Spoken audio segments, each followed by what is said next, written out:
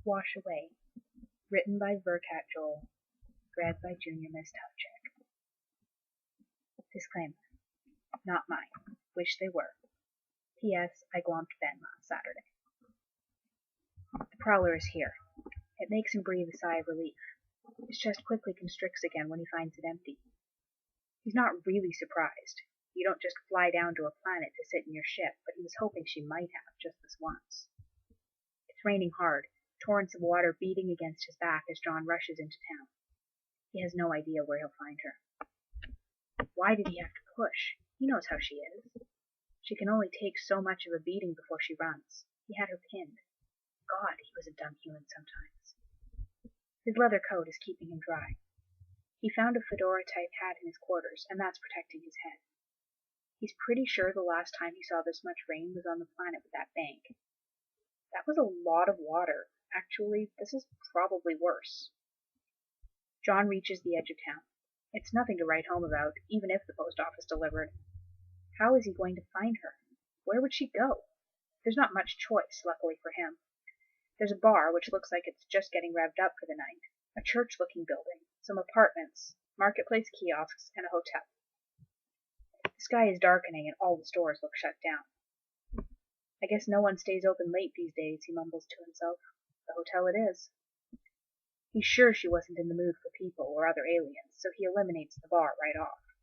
If he's wrong, he'll head back that way. She left Moya because she wanted space, wanted to be left alone. Now here he was following her, doing exactly what she thought she didn't want. He'd given her a head start. Chiana had cornered him, forced him to wait. She told him that Erin needed her space. She needed some time. John had done what he could. He'd waited until his body wouldn't sit still any longer. Now he was pissed because he was having to look for her instead of being able to chase after her. The hotel was cheap. Everything about it screamed not to stay there. In big bold letters, the warning was flashing across his mind. The office was easy enough to find, and he opens the door. A strange-looking alien is behind the counter. I'm looking for someone. He stands in the center of the small office, dripping large amounts of water on the floor.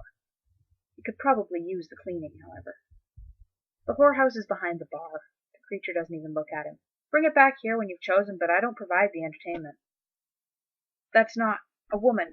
A friend of mine. I think she's staying here. John hopes he's willing to give out that sort of info. If not, there aren't that many rooms. The doors don't look that sturdy. Now he grants him his attention. What would that sort of information be worth to you? It's worth a lot, but I haven't got means to pay.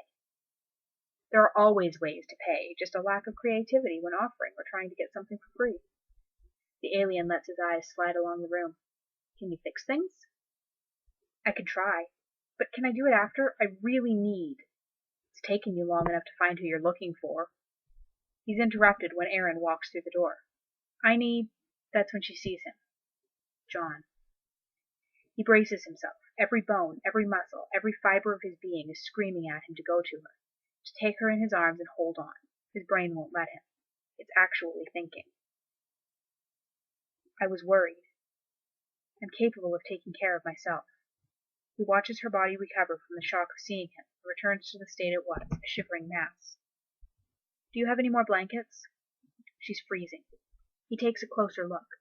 Her lips are a pale, pale pink, heading the direction of blue. Her skin is damp, and small goosebumps mar her arms. The shirt she's wearing is soaked, nipples standing erect, and so are her pants. Give me the blankets, John's demanding. She's going to be hypothermic soon. What room are you in? He directs at Erin. She considers not telling. He can see the stubbornness in her eyes, but a shiver racks her body and she tells him. Go, I'll be there in a minute. The door is unlocked, fortunately, when he gets to her room. She's in the bed, huddled under the blankets and shivering like mad. He almost berates her, but there's nothing that Erin hates more than being wrong, except him reminding of her poor choice. Maybe that. Baby, it breaks him to see her like this, her eyes so filled with pain.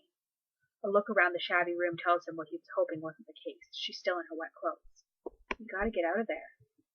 She just shakes her head. So cold. Her teeth chatter as she talks. Never been before. He doesn't waste any more microns. He's yanking the blankets away and pulling her to her feet. You can't get warm when you're covered in wet clothes. He tugs off her t-shirt. The material is like ice.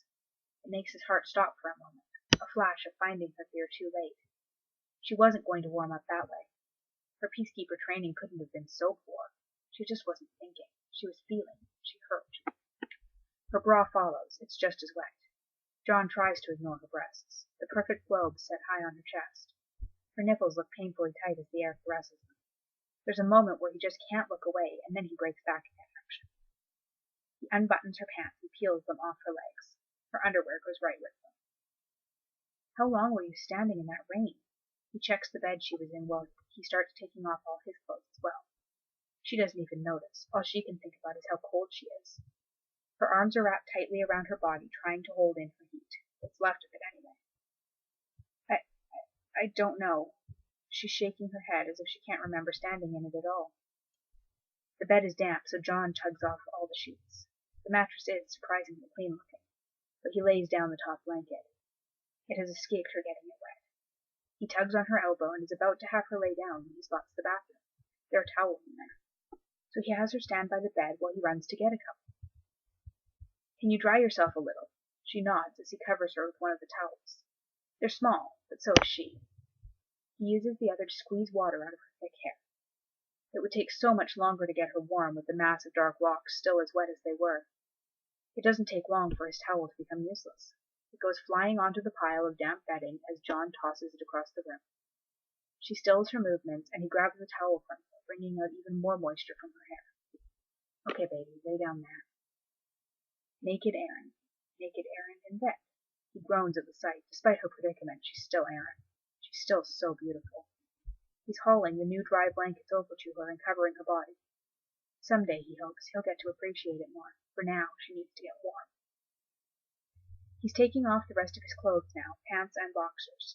He considers leaving the boxers on for a micro, and then he sees her shivering and thinks the hell with it. He climbs in behind her and gathers her into his arms, presses every inch of her cold, damp skin to his dry warmth. He hisses at the first contact. She's normally a little cooler to the touch than he is, but this is like ice.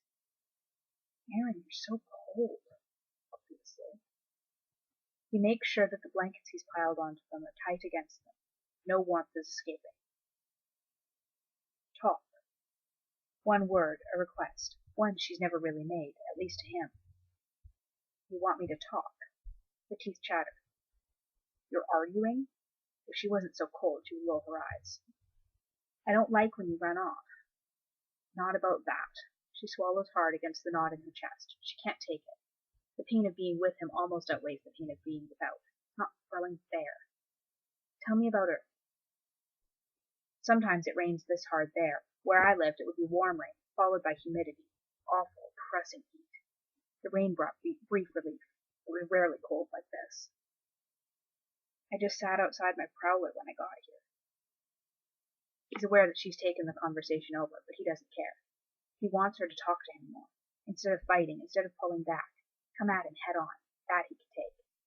He can play defense to her offense. He can let her enter his circle slowly. If that's what she needs, he can play it like that. Yeah?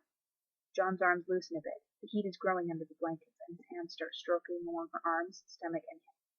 He tells himself he's helping her generate more heat. She doesn't feel like ice any longer.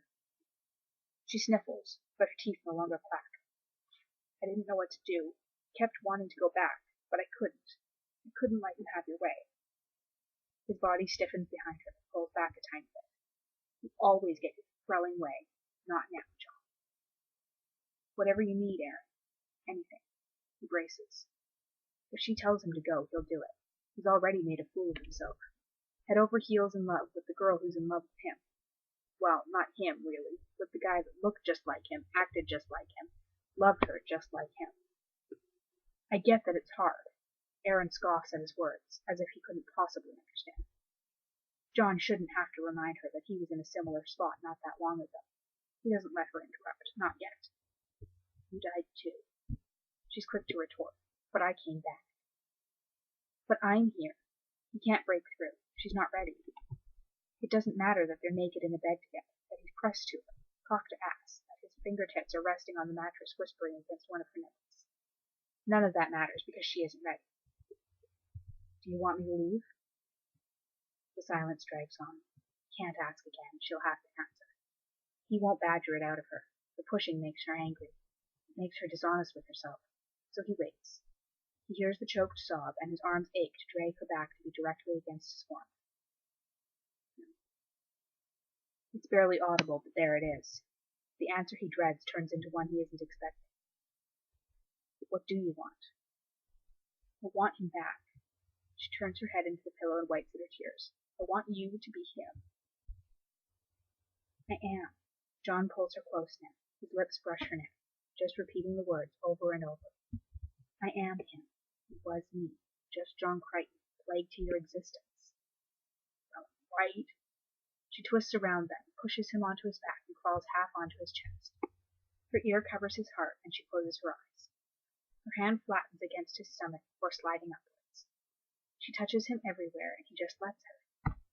Aaron's palm glides along his bicep, down over his elbow, and ends at his hand. She gathers his fingers to hers, playing with how she wants them tangled together before settling on palm to palm. Then she pulls their entwined hands up by her face. Thought of more words leaves his mind as he watches her watch their hands. Hands that know her, hands that she knows. John decides that it's all right in the silence. She's opening up slowly. He's got nowhere to be. It's okay if she takes more time. There's plenty of time right now, in this hotel room. The rain's not letting up, so he will. Just for now.